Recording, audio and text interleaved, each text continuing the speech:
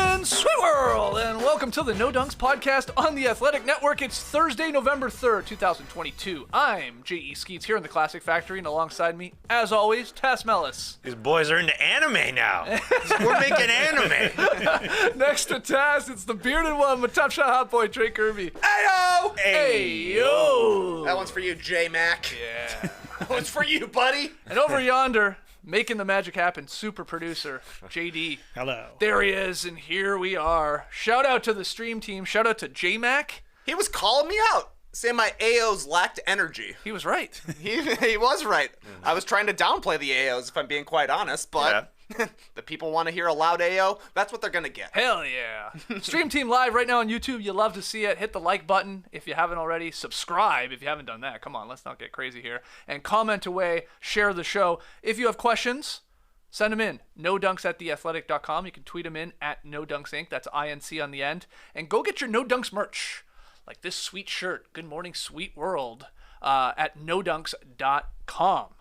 Immaculate items always available there. Okay. I want to jump right into it because there's a million games on last night, and we're going to try our best to at least tackle them a little bit, one by one. You know what? We're not going to talk about the Clippers game, okay? I'm just going to tell you right now. Just rip the Band-Aid off. We're not talking about the Clippers. Clippers. I'm sorry. Otherwise, we might get to all of them. We're going to play a little What You Got. What you got? What you got there? What you got? What you got? What you got there? An item from the NoDunks.com store? All right, what you got? Gonna throw some Never heard it called the NoDunks.com store. It's very 1995 style to say that, I feel like. All right, first one here.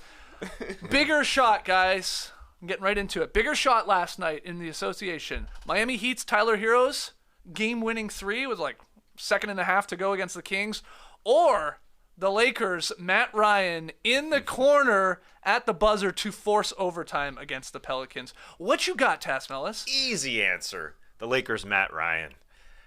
A beauty pass from Austin Reeves. Ooh, that was nice. To start it off. A soccer ball pass from across the floor. Larry Nance, who was guarding him, wasn't even thinking that he was going to try and go 50 feet to the opposite corner. A beautiful pass. And then Matt Ryan, the sharpshooter, this guy was door dashing not too long ago, and then he found his footing. The rare look down at my feet to make sure I'm behind the line before letting it rip and hitting the shot. Matt Ryan's got to shoot some more. He's got to play some more. This guy is the number one shooter here for the Lakers, 45% from three. He was reinserted for that 1.3 seconds remaining, and he had been sitting for like 15 minutes. He comes in, he buries it, and let him celebrate Patrick Beverley. Patrick Beverley just ran him down and said, no. There's overtime to be played. Yeah, relax. This is Matt Ryan. Again, he was door dashing not too long ago. He was in the G League. This guy wants to shoot. He wants to be LeBron's right-hand man. As he told Joe Vardon on The Athletic, he says, I'm going to earn LeBron's trust. And yeah, he's a bench player right now, but he's the number one shooter on this team because he can. I can't believe that there aren't more players that look at their feet before they fire, and they're just so good. They know where their feet are, but Matt Ryan made sure he was behind the line, and I wish we had a little bit more of a celebration, but either way, a good shot. Gallop. Yeah. He got a gallop in. I mean, the place went nuts. Yep. Lakers had blown a 16-point lead in this, and they shouldn't have even had the chance to tie this if Dyson Daniels could hit a free throw. I mean, he left the door open there for that unbelievable pass from Reeves to Ryan, and hell of a shot. Incredible play there, and he does have a crazy story, this guy. He attended 3 universities, and he went undrafted, and he's, like you said, working as a DoorDash delivery guy, worked in a cemetery. NFL before that. Yeah, that's true. Crazy, man. You know, maybe Both. overrated as a thrower. I don't know. Surprised they didn't have him throwing the pass, really. Yeah, right. Both but coming off the bench now. big shot there. And then they went on to win. That's the big part here. And it's, Yeah. again, they blew a lead, but the Lakers pulled it out in overtime. So can you make a case for Heroes over Matt Ryan's, Trey? No. No, you can't. It was a game winner, though. That is the one case for Tyler Herro, is that it was a game-winning shot that he made. But, the game was tied. He left a tiny bit of time left on the clock, so a little bit less pressure, I think, than Matt Ryan. But if you're the Heat, you love to get the dub, and you love that Tyler Herro had a pretty awesome game with Jimmy Butler out of the lineup there for Miami as well. They needed somebody to step up, and it was Herro last night. Yeah, I will say about Tyler Herro's, I think he did a little shuffling. It was impressive that he had to go up for his second attempt. Like he went up in his motion there. He stopped because there was a defender there. Yep. I think he did a little drink and a two-step to get a little bit free. But it was very, very tiny, so I think it would be hard for the referee to call. But I think just a tiny bit of a shuffle before he got his shot up. Both of those footsies move is what you're saying. Yeah, but even I tried to slow this down and look at it. It's difficult to tell, so I wouldn't have called it. But I will say in the other game as well, just to throw it over there. Yeah. I think Matt Ryan saved LeBron from a little bit of ridicule Okay, as well go on. because obviously the Pelicans could have sealed it at the end of regulation there with a Dyson Daniels free throw. But before that, Larry Nance stopped LeBron and then got a dunk the other way to make it a 3-point game. So I think if the Lakers don't hit that wild shot, that they'd be talking about LeBron and him looking a tiny bit older, as he has been. He has been looking, not quite himself. But either way, cool to see the Lakers come through for him. As much as you want to be a Laker hater, a lot of people want to be Laker haters. I think it was a nice little moment for the Lakers, and it's kind of hard to hate on them. I think the Nets are doing a good job of taking all the snide from the Lakers right now, and Russ is playing well off the bench. So, best 2-5 team in history. That's what I'm going Wow. Doubling down. with. I don't are know. you? Just somebody going to check me on that? 2-5. You're going to go through the history of the NBA. I ain't doing it. No. The Lakers are the best 2-5 team in history. Okay. The Pelicans had no Brandon Ingram, who is still out because of the concussion, and then no Herb Jones. Maybe he's in on he's definitely in on that 100%. final play. He's probably shutting that down, blocking it Probably in the not corner. guarding Matt Ryan, if we're being quite honest. Oh, they need a 3 at that point. I mean, They it's probably gotta have him get on it one up. of the 2 stars, I would guess. But it would have helped having him there rather than, who was it, Trey Murphy III? I think it was maybe Garden in the corner there. But honestly, a really nice win for the Lakers. 6 players in double digits. The vibes seem to have shifted, honestly, since Westbrook went to the bench. Yeah. Even though he's playing with LeBron and AD a ton still. It's just like he figured out, when I went to the bench, I can just pass the ball. It's pretty cool. 9 assists for Westbrook. They're using him as a roller a ton, but I don't know. It's very weird. We talked about vibes, I think, on the drop last week on Friday. Vibes for the Nets were better than the Lakers at that point. Things have changed it's flipped. in a few days here. Yeah, Anthony Davis, playing through this back injury too. He had 20 and 16, 4 blocks again for him. And Lonnie Walker, the fourth, he's had these flashes early in the season where he has a big game and then he sort of goes missing. But last night, in 40 minutes, with it going to overtime, 28 points for him, and he hit 5 threes. Matt Ryan off the bench with 3, including the one to get him overtime. But Lonnie Walker, they needed all 5 of those. Yeah. So they need shooting, and LeBron was 0 for 7 last night from distance. So. Yeah, Lonnie coming through in the starting lineup because it really feels like there's nobody else in that starting lineup right now. And I made some jokes about, Matt Ryan, the Indianapolis Colt, has been benched. Will Matt Ryan, the Los Angeles Laker, ever see a starting lineup? Because they could use some in the starting lineup. It's doubtful. But every time he gets on the floor, he lets them rip. 11 field goal attempts in 18 minutes in this one. Yeah. They need every single one. They're happy. Westbrook is happy to find them. And, I wanted to see Westbrook celebrate with Matt Ryan, his bench buddy right there. It almost happened. But, a cool moment there. And, Tyler Herro, as much as I said about the little two-step, he was cooking like old Tyler Herro because Jimmy Butler was out of that game and he was just allowed to go off. So, Jimmy... some hip discomfort, fishy stuff with Jimmy always missing a few games every single season, but Tyler Herro needs to get going, and we'll get to Garland and Mitchell, but that's what made me think of the your turn, my turn thing that the Cavs are doing well right now to start the season. That's what the Heat are looking for with Jimmy and Tyler Herro. And the Heat fans are very happy that Kyle Lowry had a good game last night. That was one of his best games of this season. 22 points, 7 assists. He hit a couple threes, 8 of 14 overall. That's really good for Kyle. A couple steals in there as well, 3 turnovers. And then Bam, too. These guys, especially if Jimmy's not playing, Herro is going to go and score. I mean, he has made a lot of money already in his young career doing that. But they need Lowry and Bam to play up to their capabilities. And Bam, good game. 20, 11, and 6. That's what you want from Bam, again, with no Jimmy in the lineup. So good win there for the Heat. Look, the Kings... Tough. It's a tough loss. It They've is had a a tough couple loss. tough losses here, and the record is, it's not great, but the defense looked a little bit better in this game. It's a low-scoring game for the 110-107 in the end. Is that low-scoring in today's game? I guess it sort of is. I don't know. All right, let's keep it going here. Our next what you got, more entertaining game from last night. Celtics-Cavs, also going to overtime once again, or the Jazz-Mavs with Luka scoring over 30 again and just beating those pesky Utah Jazz by 3. What you got, Trey? Oh, Celtics-Cavs, easily the game of the night. Early game of the season candidate, would you say? Maybe our first game of the season candidate, or the previous Celtics-Cavs overtime game. Either way, whatever. Almost ended up being a 1-point victory for the Boston Celtics. As predicted by me during the show yesterday, it almost ended up twice being a 1-point victory for the Celtics. They had a chance to win it at the end of regulation. They had a chance to win it at the end of overtime, but it ended up being a victory for the Cavs. And what an exciting victory this was. Getting Darius Garland back, one-eyed Willie out there, 29 points, 12 assists. I guess I kind of discounted what he would be returning, but it was just an eye poke, right? Like, he could keep his legs underneath him. He could still be getting his cardio up, and it looked like he was ready to play. I thought the fit looked okay with Mitchell. He kind of struggled through the game, but then took over late in this one, finished with 25 points. Awesome seeing Darius Garland throw an alley-oop to Donovan Mitchell on the fast break in crunch time. You don't expect that from a couple of 6'1", 6'2" guys.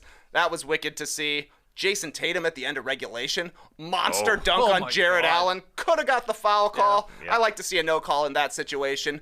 Blocked the shot on the other end as well. That was great. And I thought Karis LeVert on the glass was a huge advantage for the Cleveland Cavaliers. He finished with 8 boards. Came up with a couple of clutch ones in the fourth quarter and in overtime. So a fun game, just like the previous one between the Cavs and the Celtics was.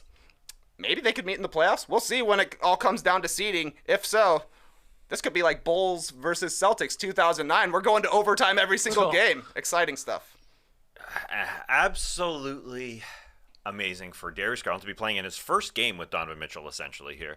His first crunch time minutes, for them to look that decent going down the wire. I think they're answering every single question that we had about them. Yeah. Are they too small to defend as a backcourt? They tried to go at Donovan Mitchell. He was definitely holding his own. They tried to isolate him. They'll be fine with that. Do they have a third scorer? Well, when you have Donovan Mitchell going back to the old Utah Jazz bubble days, basically, looking like the guy before last season, it almost doesn't matter. But even though those two guys, in Garland and Mitchell, took 11 of the last 14 shots, I still think they were getting Evan Mobley involved enough in the fourth quarter, allowing him to shoot, and Jared Allen, and also Karis LeVert taking his time. And do they have enough of a supporting cast to be a contender? The answer is absolutely yes. Karis LeVert looking a lot better in that role. Dean Wade, we can make fun of his name because it's not Dwayne Wade, but that guy comes in and fires, and he played Jaylen Brown as well as he possibly could there at the end of overtime. I mean, I think they just have every single thing that a contender needs, and I think it's absolutely fine calling them a contender. The Bucks are by far and away the number one team in the Eastern Conference, but if you line up the Cavs in a series against the Celtics, the Sixers, the Heat, Raptors, fine. They may not be the favorite, but they could win any of those series. I think it's fine to throw them in the contender status because everybody down on Donovan Mitchell. I think that's the biggest thing coming into this season. But again, if he is a number one scorer, and I guess the other question I didn't get to was, can they just adapt around Donovan Mitchell? Will the culture be all right? Will they say, oh, this is my team, Darius Garland or Jared Allen and Evan Mobley? They could have, but I mean, he's fit in perfectly. And the locker room is great. I think they've answered every single question, and they're only going to get better. This is their first freaking game together, essentially, Garland and Mitchell. So I'm buying that they can do it. No, it's an incredible start to their season. They lose their first game by 3 points to the Raptors, if I remember correctly, and then have ripped off this winning streak without Garland for the most of it. He returns last night. There's some concern like, this could take a while. You're right. It's just an eye. I look nasty. Oh my god, yeah. Look gross. But he comes out, he's buckets right away, and then why you went and traded all your future assets for a player like Donovan Mitchell is a perfect example of last night's game against a really good team in the Celtics, who have stars of their own, multiple stars of their own that can get them a bucket or get to the line in a tight game. That's what they have now in Mitchell to pair with Garland. We talked about it time and time again last year. The defense, incredible for the Cavs. Garland, an all-star, really blossomed into that player. But when it got into crunch time, you could just focus on Garland. If you took him away, it was going to be a tough win for the Cavs to pull it out, because you're asking a bunch of guys to do a lot of stuff maybe they're not comfortable with. Now you have Mitchell, and it's like, my God, like, I mean, he had a bad game overall, but not when you go watch the final couple minutes and into the overtime period. I mean, he's just like, the confidence, he's at that sort of superstar level there. So what a pairing, and what an unbelievable start again here, the Cavs. They started hot last year, but it definitely feels different having a Donovan Mitchell on your team this year. And if the bigs can stay healthy, they should be one of these top teams in the East. Mitchell's a lot better driver than Garland is, Yeah. and that's huge because he's going to get free throw attempts, which is why he's taken so many more free throw attempts than Garland has in his career. So being able to have a couple of guys comfortable with the ball in their hands, scoring from outside, getting in the lane as well, because Garland does do a good job of getting in the lane. He's just more of a creator when he gets there, whereas Mitchell's looking to get a bucket. But you take your pick between the two of them, and that's the thing. They've got 2 on the outside, 2 on the inside. Nice stuff. As for Luka beating the pesky Jazz, like I said, and pretty amazing here that Luka 33, 11, and 5 last night. He's scored over 30 points every single game this season, and that has not been done, this streak of 30 plus, since I think young MJ. Back in the mid 80s there. Well, he did. MJ was 6. 6 straight. He's now passed past him with 7. He's gone to Wilt territory. Oh, yeah. What Wilt do? Like 50? Yeah. 60 I straight, don't know probably? what it was. A lot. 23 straight in the 62-63 season. Luka said, "Hit the road, Jack Twyman," last night. Sorry, leaving Twyman in the dust. Oh. I would argue that the Mavs are maybe the best night-to-night watch in the NBA. Luka dominating right now. Like we're talking about, he's doing a Wilt Chamberlain streak. That's fun to watch anytime. They played 7 games so far. 5 of them either went to overtime or were a 1-possession game. Jesus. They're playing all close games right now because Luka comes in. They're incredible.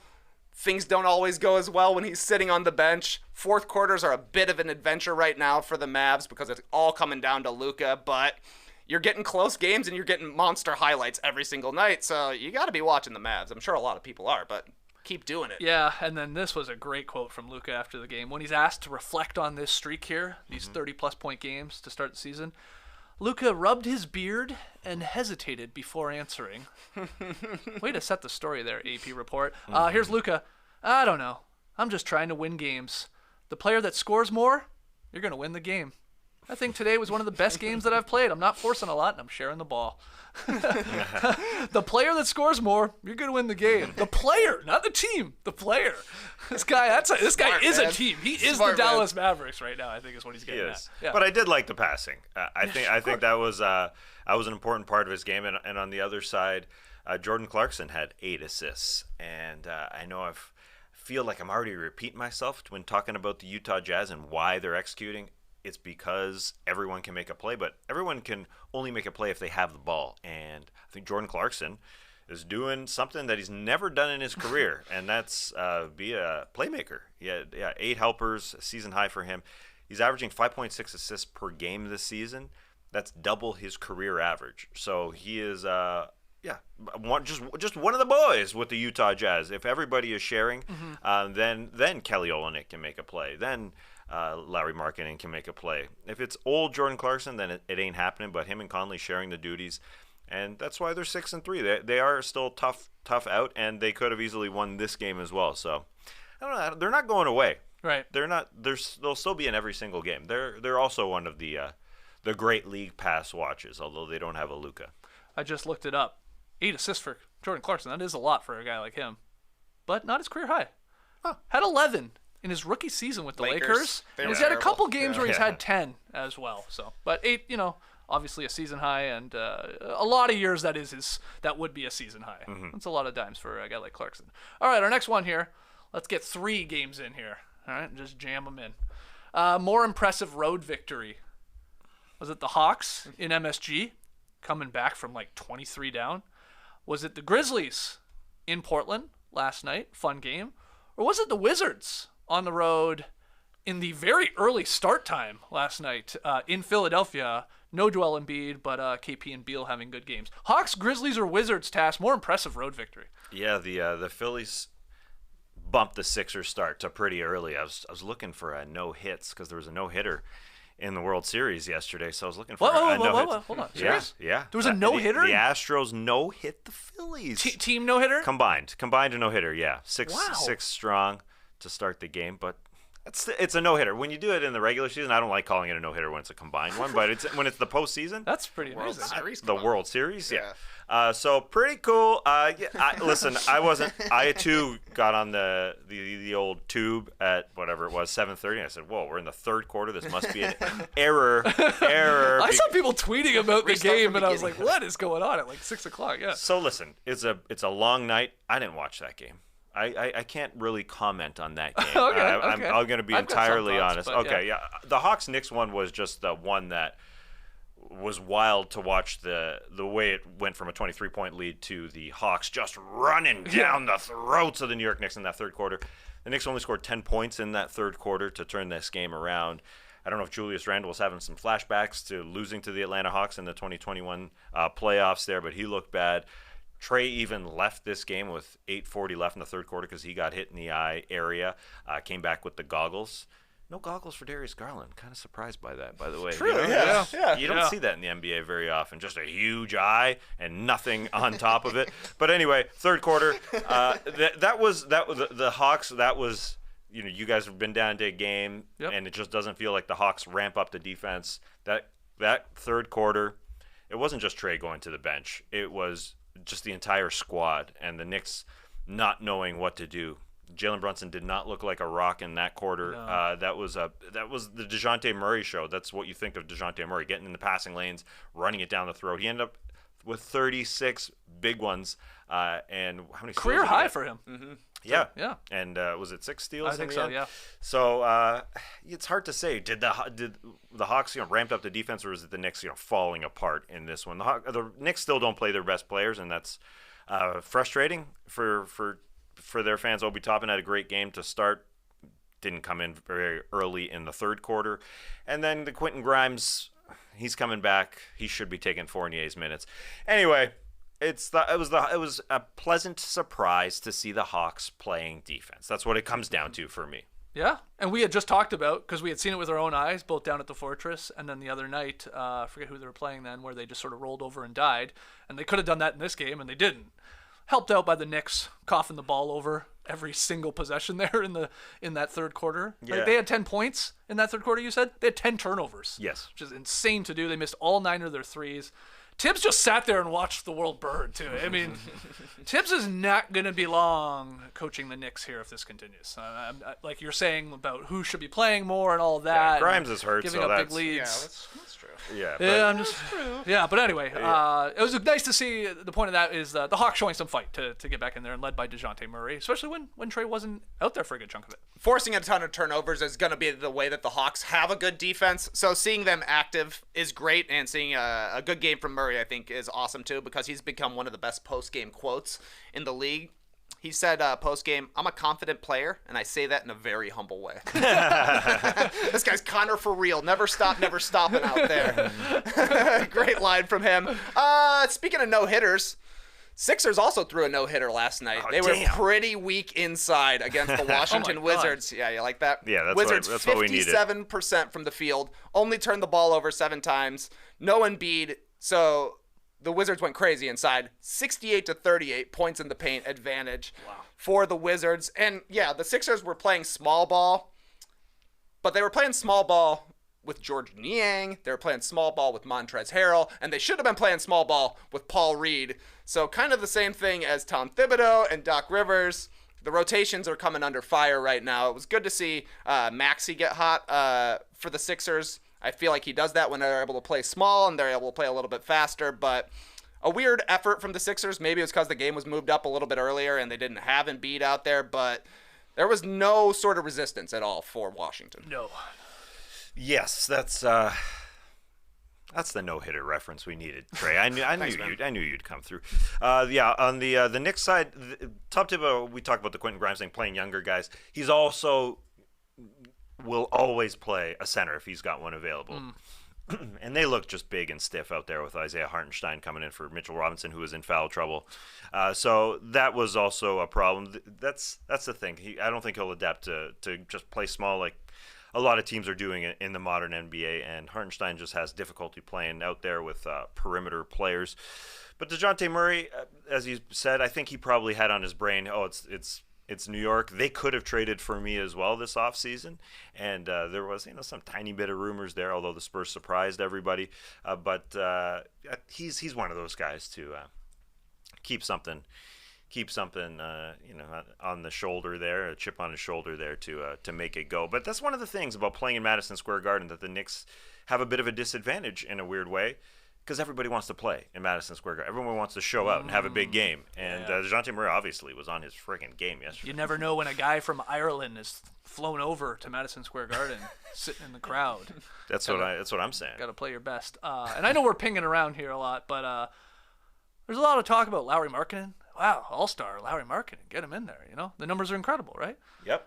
We got to start doing it for Porzingis, too. This guy's on fire, man, to start the season. Great game. 30-9 last night, and he's averaging, this season, 21, 8.5, 2.5 assists, shooting 52% from the floor, 37 if we're rounding up from 3, decent. And obviously 87 at the line. He's pretty solid there for a giant dude. I always forget he's 7'3", always. And he's playing some interior defense. That's why they call him Porzingis, man. He's great when he plays. He PER. contributes on both sides of the court. But can he play more than 50 games in a season is always the question, because he's good when he's out there. That's true. And he's already made an all-star game. Yeah. That's easy to forget. That's His a weird third one. year with the Knicks, yeah. Yeah, it's easy to forget that one. Yeah, it's hard not to think about Porzingis when you talk about Markkanen and vice versa. But hopefully Markkanen can keep this up and do what he's doing. He had a tiny bit of a quiet night, only 10 attempts yesterday and 14 points against the Mavs. All right, final what you got here. What was the most dominant win from last night? Was it the Bulls taking care of the Hornets? Was it the Raptors crushing the Spurs, who are missing a lot of their star guys in San Antonio? Or was it the Bucks not messing around this time against the Pistons and dominating them? Bulls, Raps, or Bucks? What you got, Trey Kirby? I mean, the Raptors won by 43. Is that the biggest win so far this season? I didn't check, but I have to assume it is. I don't think we've seen a bigger than 43. I don't think so. I don't think so. We've That's seen some like 38s and 39s, but 43. I think there was a 41. Okay. The Grizzlies beat the Mavs, or vice versa. Grizzlies smacked the Mavs, Smacked I think, somebody. on the first Okay. Saturday. But yeah, but not 43. 43 is a lot of points. That's a big time win. But obviously the Bulls were the most dominant last night. The hard-working weekday Bulls. Starters did nothing in this game. 10 points for Levine, 9 for DeRozan. The Bulls turned the ball over 19 times, and they still won by 18 points. Doesn't make any sense. Patrick Williams was the only starter to shoot over 32% in this game for the Bulls. 16 points on 7 of 9 shooting.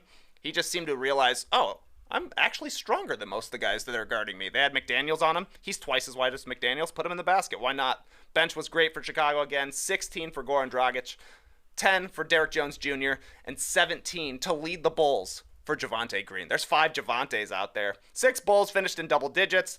The Hornets made 7 of 32 threes. The Bulls made 14 of 31. They dominated them. All 3 of these teams did. They did. Where are you going? Well, you can't go with the Raps because the Spurs didn't have Keldon Johnson.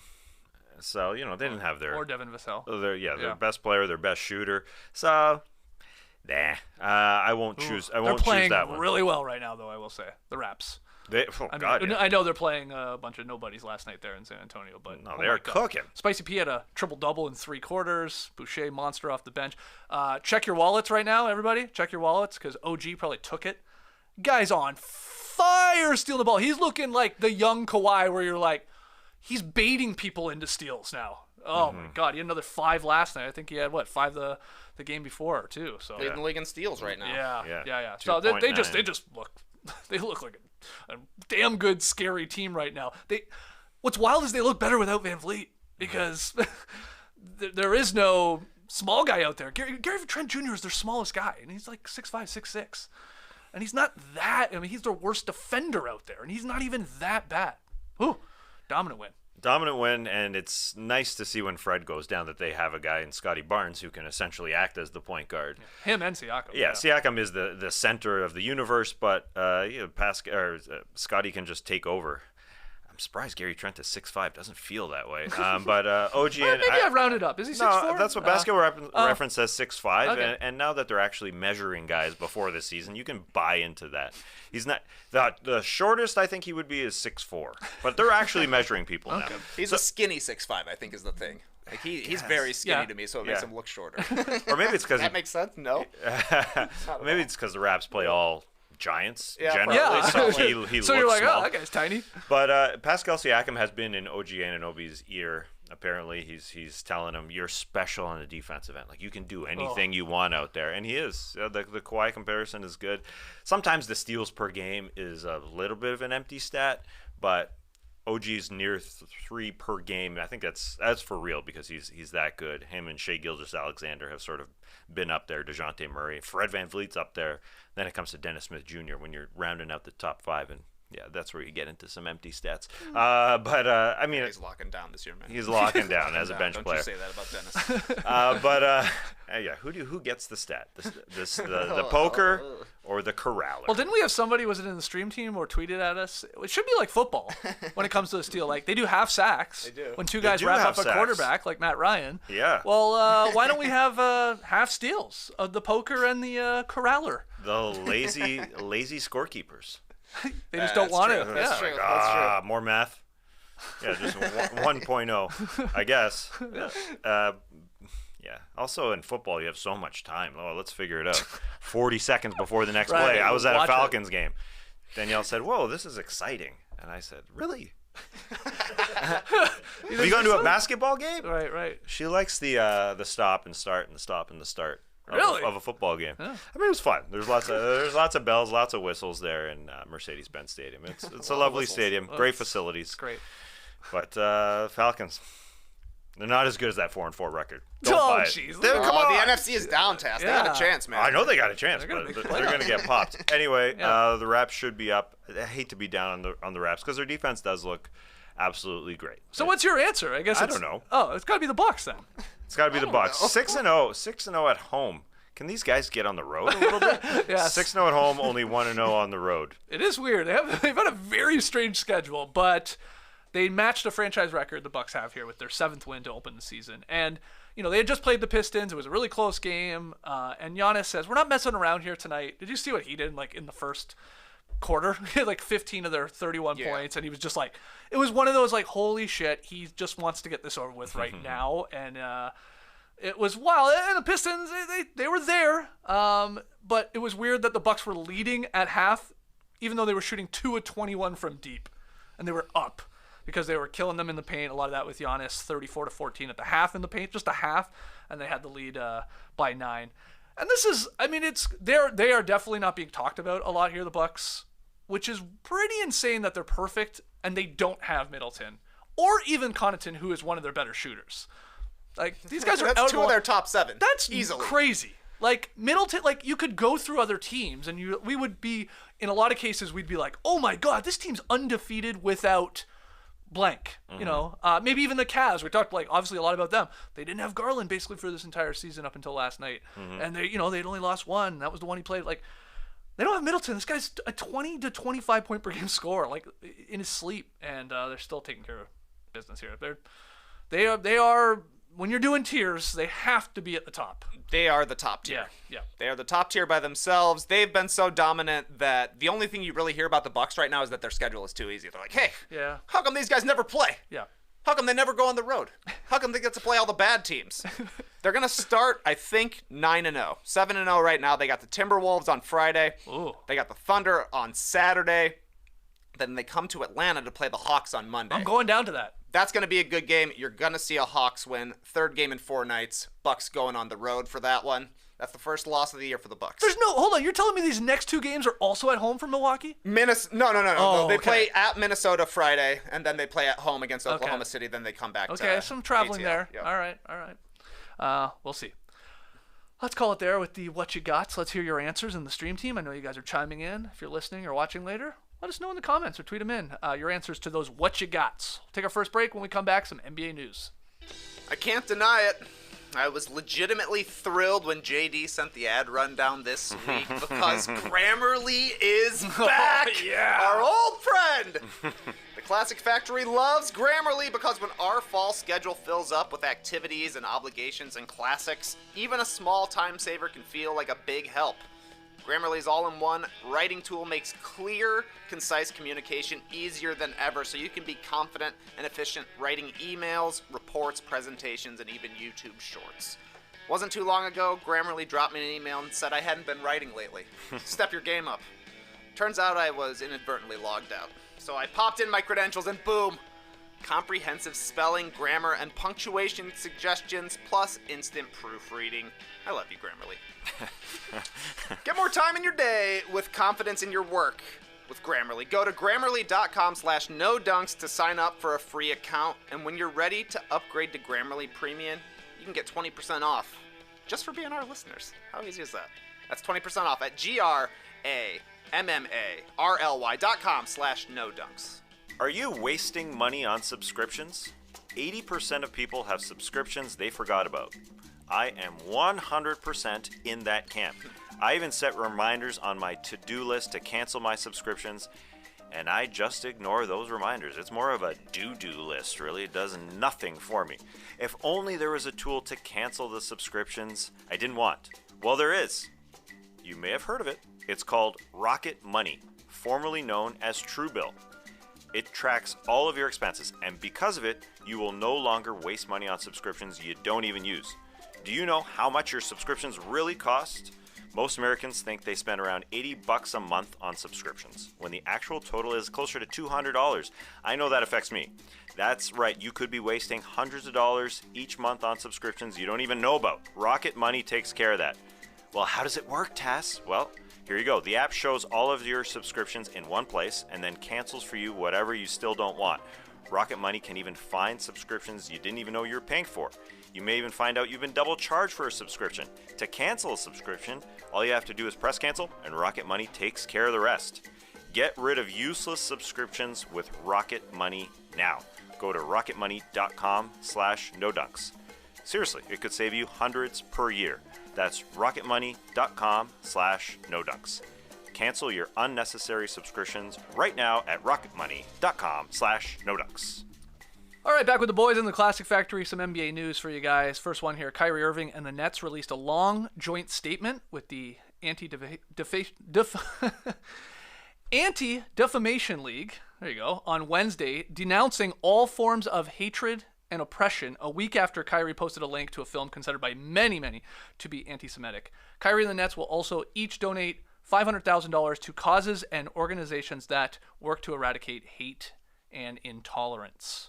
What do you guys think of the joint statement here from Kyrie and ADL and the Nets, I guess? It feels like a bit of a joke, to be honest. It feels very empty to read this from Kyrie and to not have him come on camera, him talk to anybody, him not apologize. This is strictly a press release. It doesn't feel like anything. It doesn't do anything to help eradicate demonizing an entire race. It's something that Kyrie talks about, that he wants to learn from all cultures, all walks of life, and he has done that with the Native Indian community. He does, but in this instance, he didn't do a single thing really. We've seen other people who have done wrong in the eyes of many before, like Tim Hardaway Sr., like Myers Leonard. And they go and they learn about the cultures and the communities and understand it a little bit better. But this does nothing to me. I mean, it really is just a press release, and it's unfortunate because it's on the backs of the Kanye West thing, and there's people that will continue to defame an entire race, and really this is nothing. There's no sorry. Right. Even. That's what a lot of people are saying. There's no apology in it. He says he takes full responsibility. Some people are saying that's him apologizing. Other people are like, why isn't he just apologizing? What are your thoughts? He definitely takes full responsibility for hurting people, but doesn't say anything about actually hurting the people. He says that he doesn't believe every part of this documentary that he linked to. So I'm kind of with Tass. This is like barely better than nothing.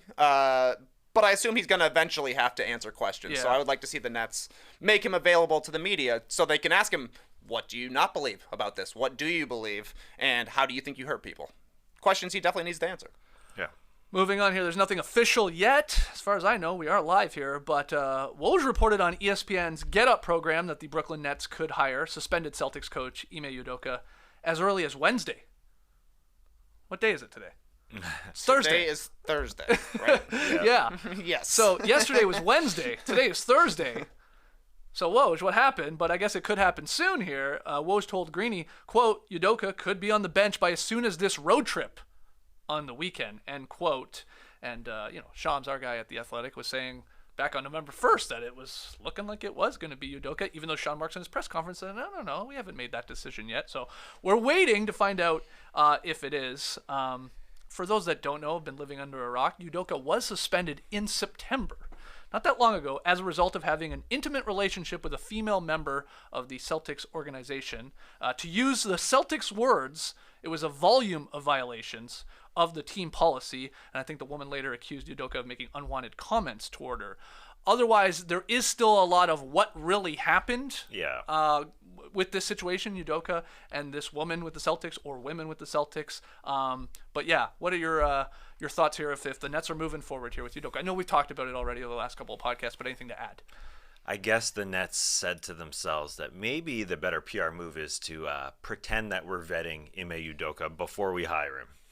Which is it's just buying a little bit more time, because it sure feels like whether it's Wednesday or Thursday that they're going to hire him, and he is going to be their head coach, and he is not going to suffer any sort of suspension, really. Yeah, he's got to move cities, but he's still going to be a head coach after a couple months.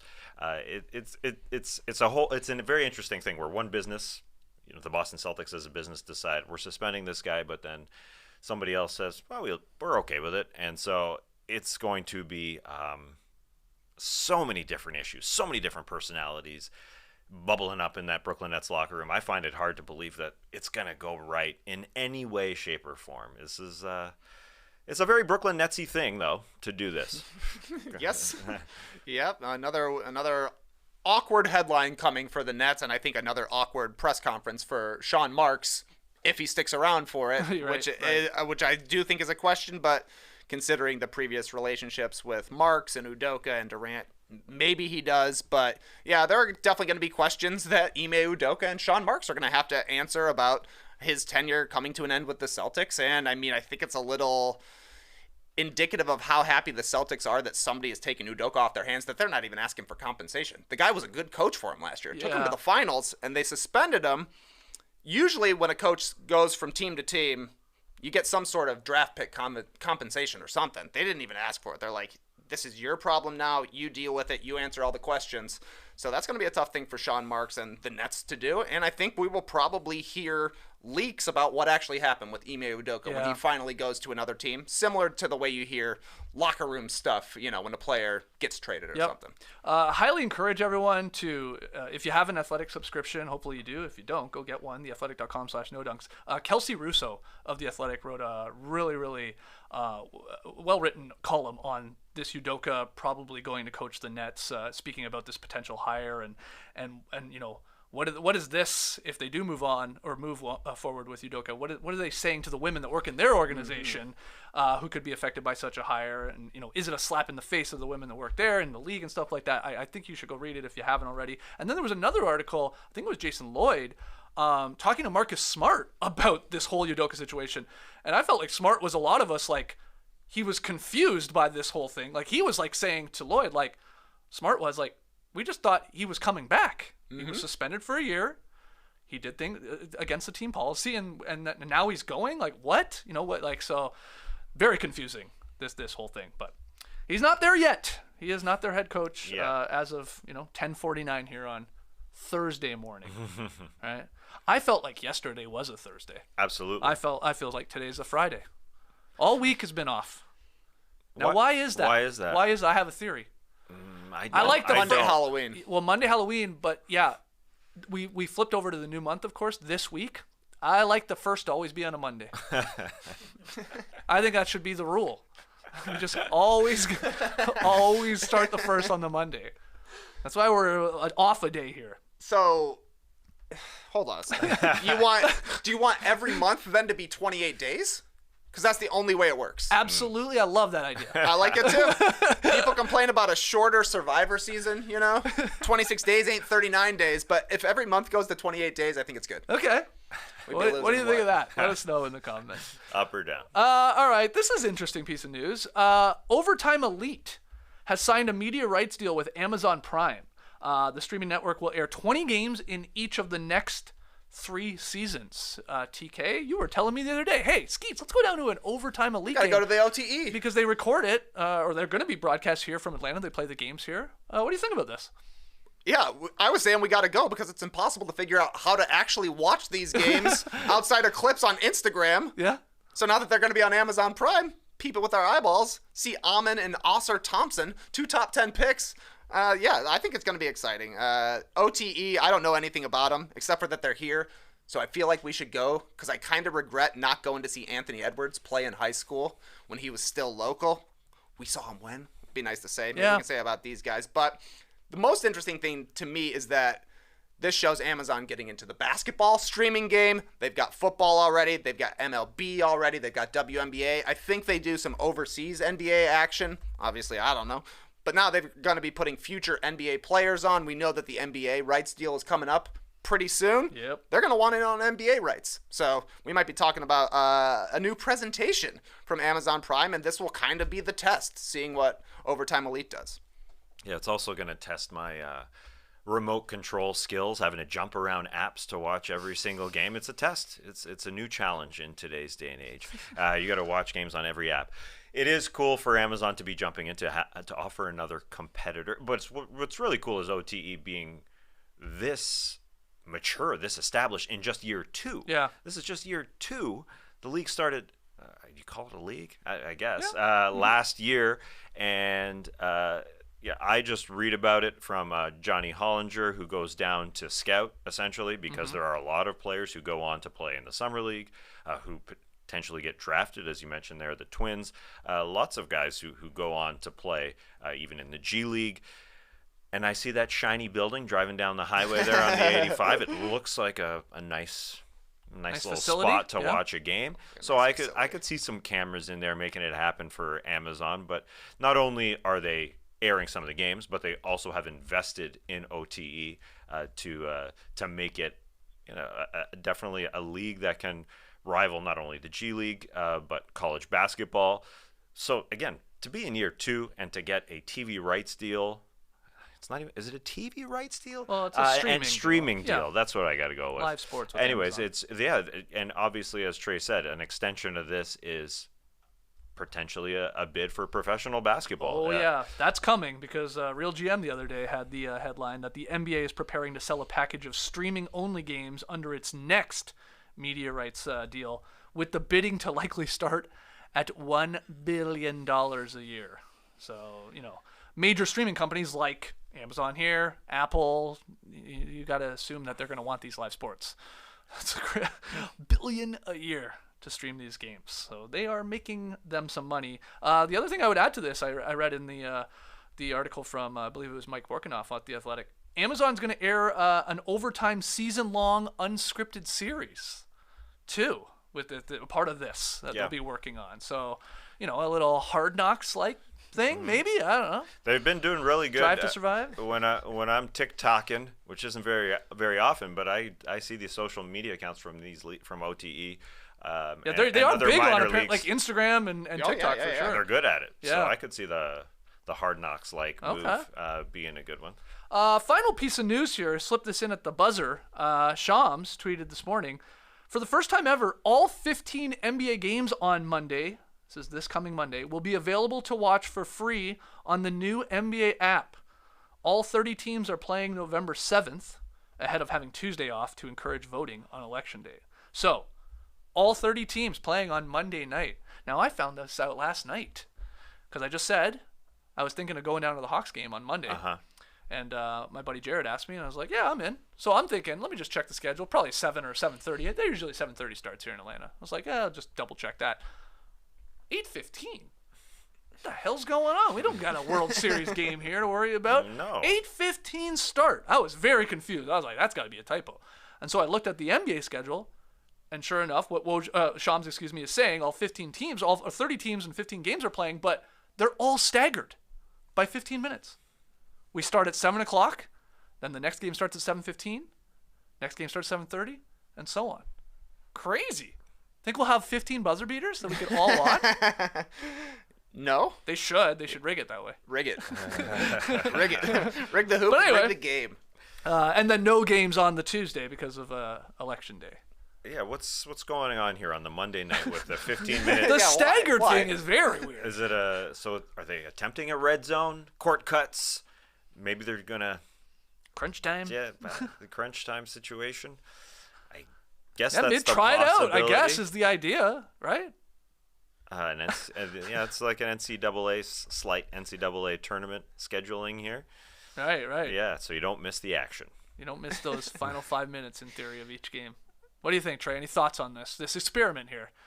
It's weird to me to see start times that say like 9:15. I know, man. And 8:45. That's 8:45 to me just looks the weirdest as a start time. It is Bulls Raptors though, so W for the Bulls.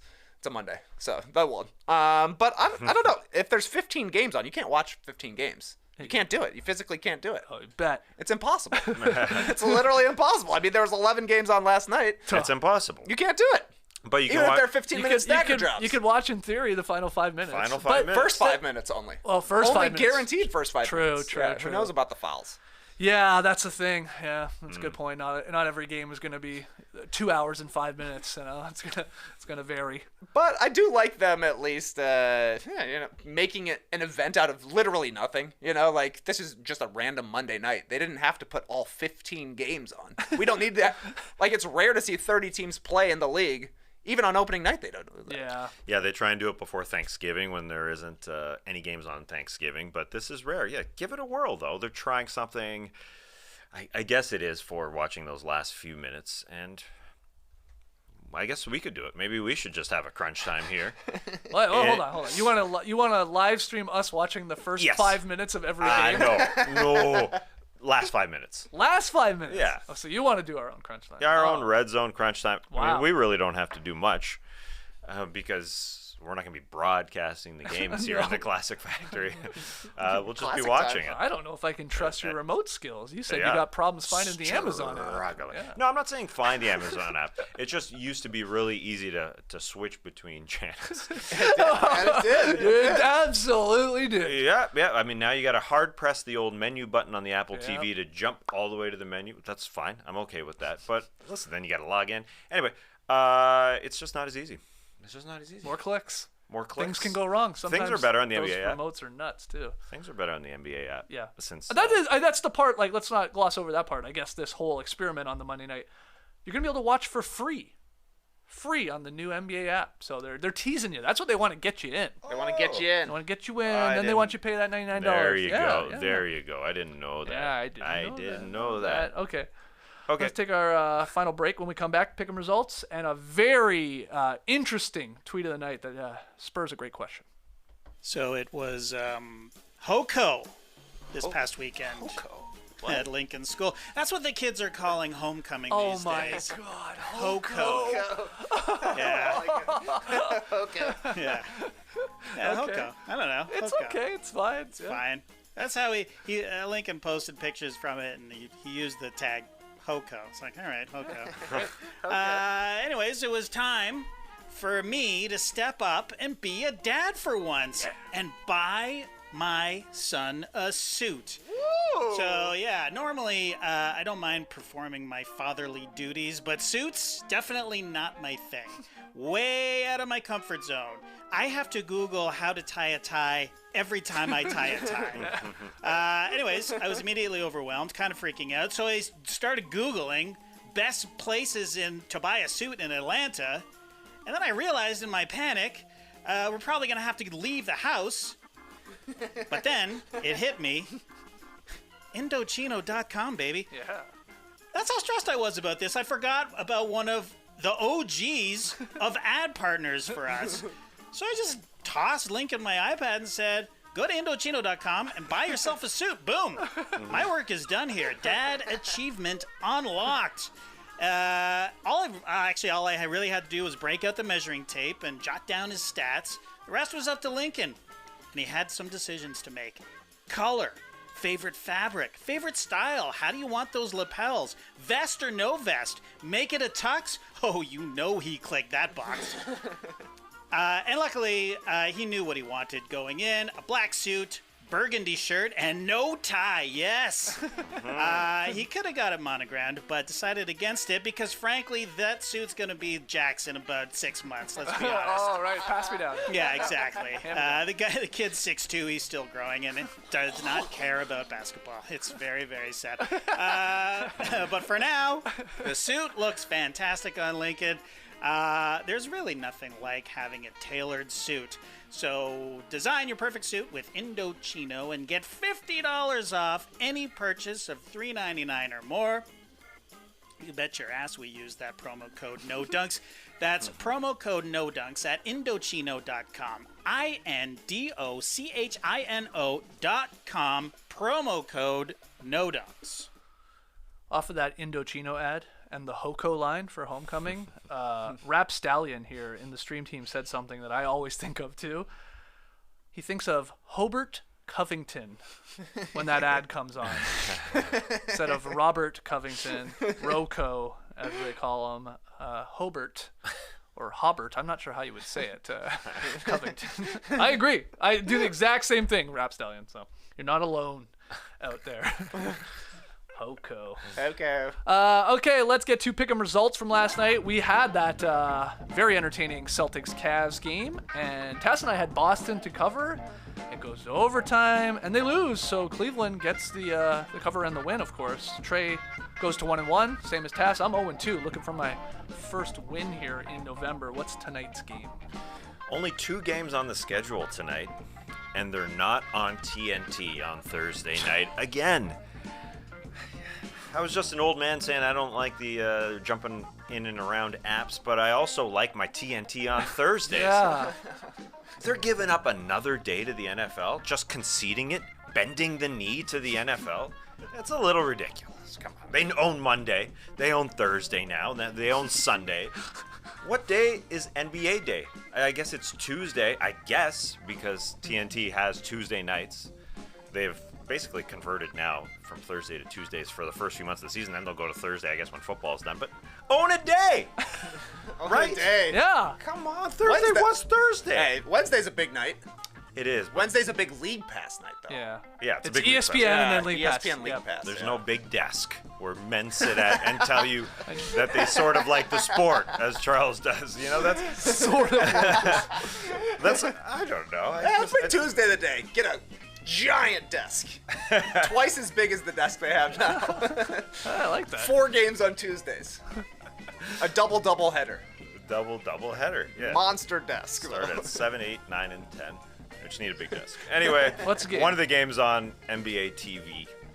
If you're not a League Pass friend, League Pass, Warriors Magic, NBA TV, Nuggets, Thunder, and that's the one that we're picking. 5.5 points.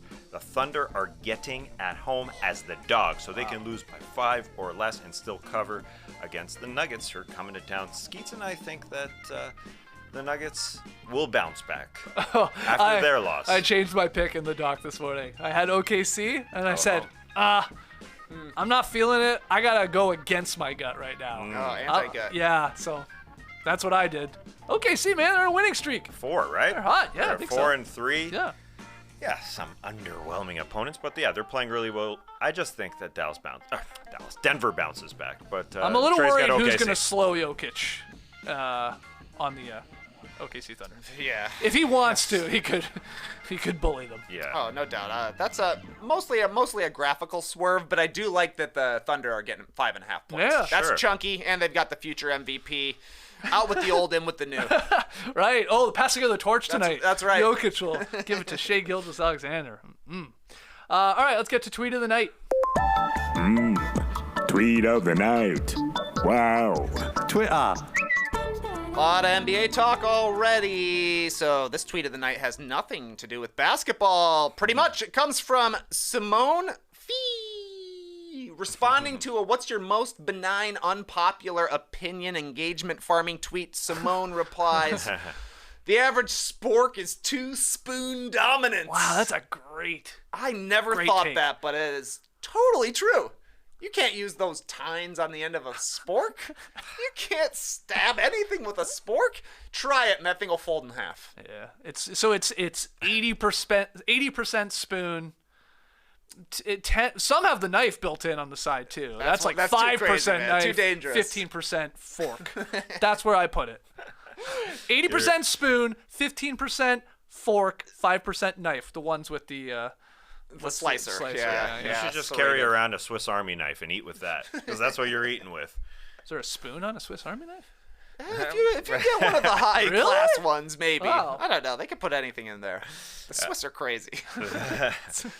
So, you guys got any benign popular opinions? Here's one. Every month should have 28 days. The people in this stream team were doing the math. Eric Kuhn said 28 days. Yeah. By 13 months equals 364 days. Oh, We gotta get a new month. We need to name a new month. We gotta get a new month. And where's it going? That's a great question. The people were suggesting the name of the new month is Smarch. So I guess put it after March, maybe. Yeah, I would have to. And then I also like that B. Weideman here suggested 28-day months work perfectly. Yeah, 364 days, but you get one extra day at the end of the year for New Year's. We're back to 365. That's better. It's a better system. It's better. Damn, just invented a new system. Yeah. Done and done. Where you at, Julius Caesar? In your face, man. Any other benign, unpopular opinions? Yeah, I've got one. Stemmed wine glasses are stupid and dumb. Now, I know what you're going to say. The snobs out there are going to say. They serve a point, the stem of a wine glass. Allows you to hold the glass Yeah. without warming the wine inside. Okay. Yeah. I say to that, you're drinking your wine too slow. The other thing is, I guess you can swirl it better.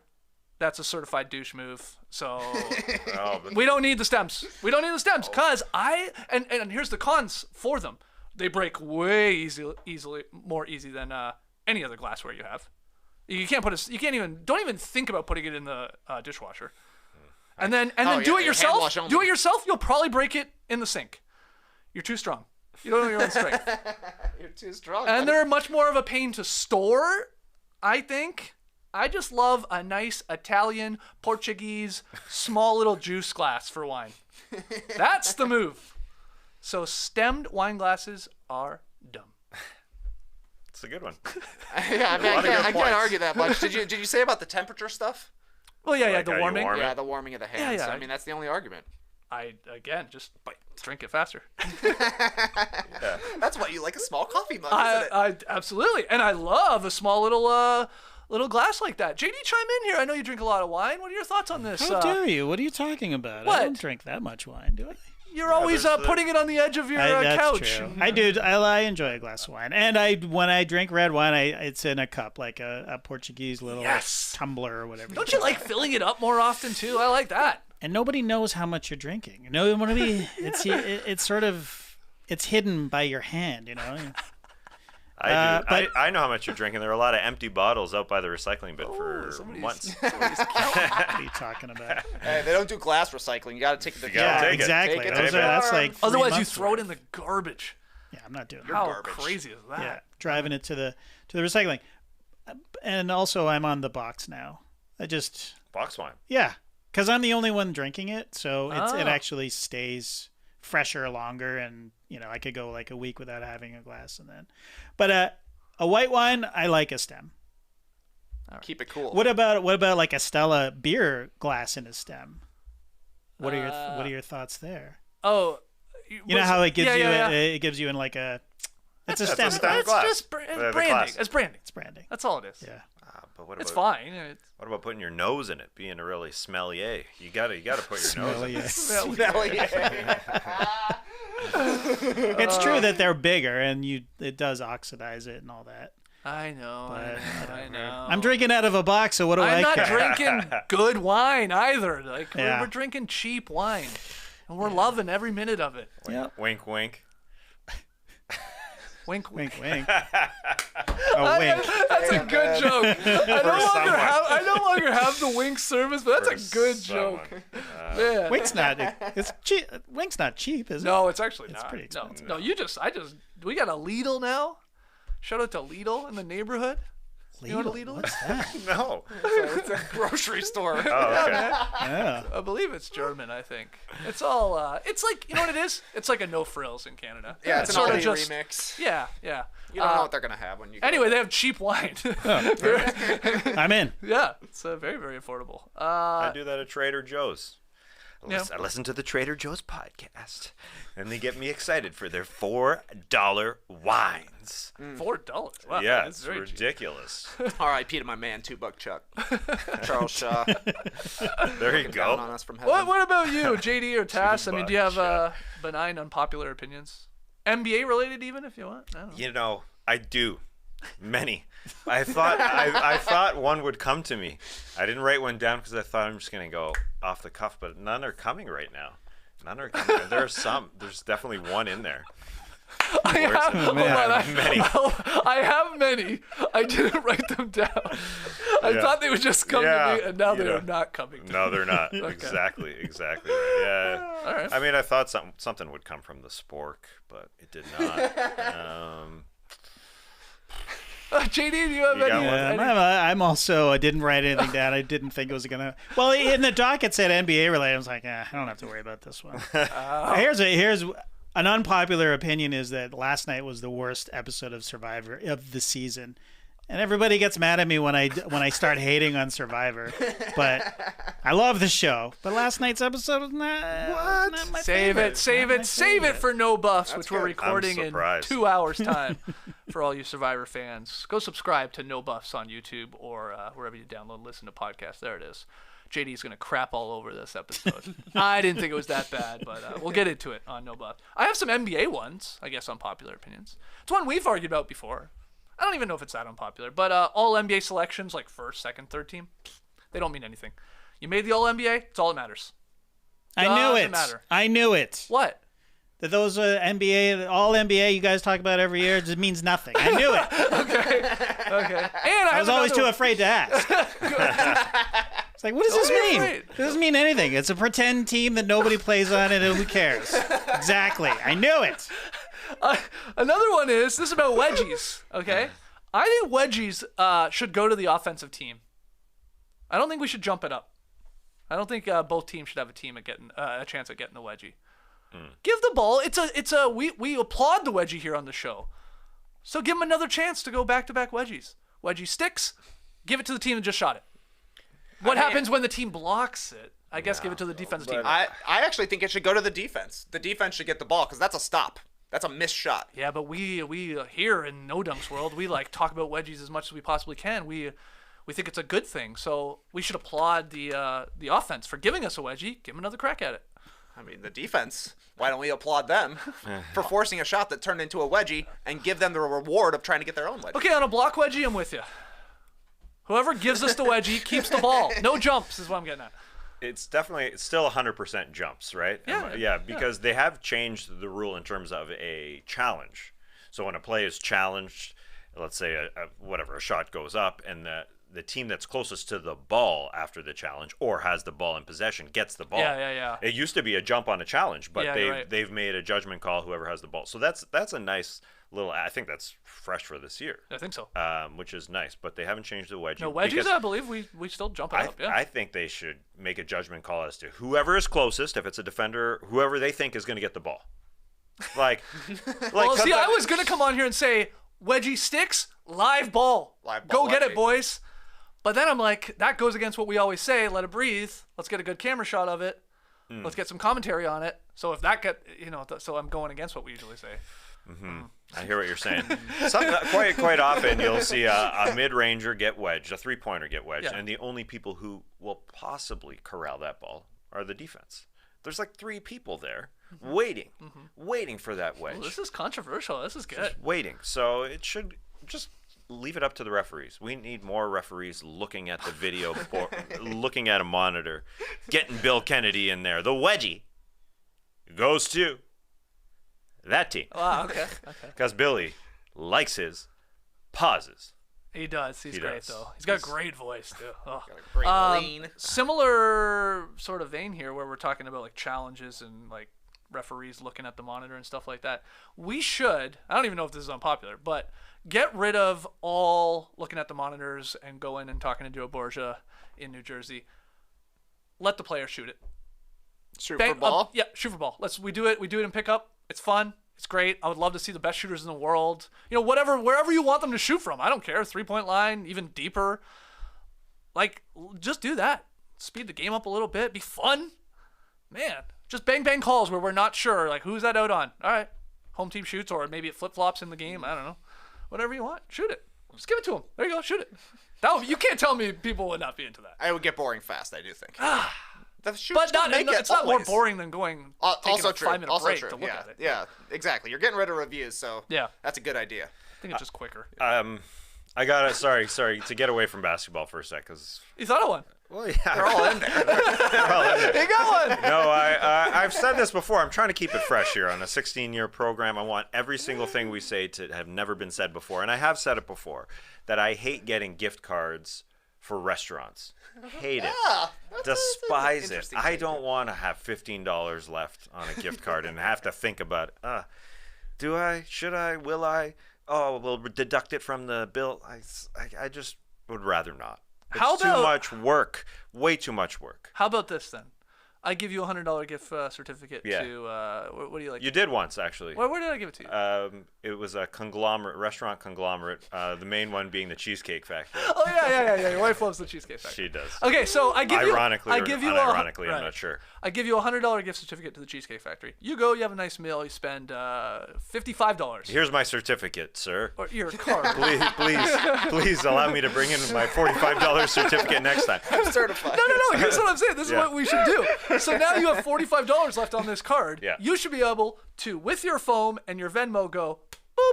Oh yeah. Hold the remaining balance on your phone. Bang. That $45. That card is garbage now, and Cheesecake Factory has paid you $45. Yeah, for sure. Does that make sense? Paid you. Oh, I'm they're trying paying to, you? I'm trying to make sense who is paying you. I thought the card was just on an app, basically. Well, yeah, but I paid the Cheesecake Factory $100 to then give you a card. Yeah. To then you use $55. You have $45 still. Yeah, Cheesecake Factory pays you $45.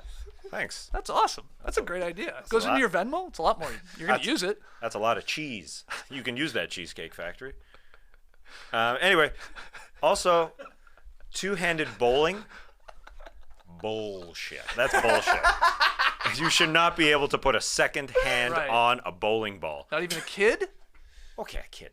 I mean, sure. Bumper. If you have a bumper, you can use a second hand on the bowling ball. But like actual bowlers, professional bowlers. Oh yeah, that's the thing. You've talked about this. That they're doing that now. Jason Belmonte, the best in the world. He's a two-hand bowler. Oh, that guy created cigarettes and then he's bowling. We should call it and race horse race driving, whatever you call it. I don't know. This segment is going David Doff the rails. I didn't have a. Who's David Doff? That's a cigarette. It's a cigarette. I didn't know that. I didn't know that. Oh, I could use Demorier, you know. Oh, I thought that was a lucky strike out, but you brought it back around, buddy. Bucky's. All right, let's call it there. Jesus, if you haven't hit the like button by now, what are you waiting for? Come on, guys. Thanks for joining us here Come on, guys. on today's No Dunks podcast. If you are a Survivor fan and you want to hear JD go crazy about last night's episode, come join us live at 1 p.m. Eastern over at No Buffs on YouTube. And if you want to listen to it, obviously No Buffs has its own podcast feed, so do that. Also later tonight, let's call it, because it won't be live, Is This Good? Here are your photos to give away some of the topics. I guess kissing your dog. Yes, on the mouth, I think specifically. Okay, kissing your dog on the mouth. Okay. Sitting on the same side at a restaurant? I don't know. Yeah, I I'm think guessing so. here. And then found money? $10. Giving kids money. Giving kids money. Yeah. Okay. These are some of the topics on Is This Good, which will be up in its own YouTube and podcast feed later tonight. Special guest, Renee Paquette from AEW. Oh my goodness. Renee stopping by. Finally going to be nice to get a woman's perspective on some of these topics. So, No doubt. So Renee lovely. joining Matty O, Trey, and JD on Is This Good? I can't wait to listen or watch that one. The promotions I've seen on Instagram and other social media platforms, definitely good.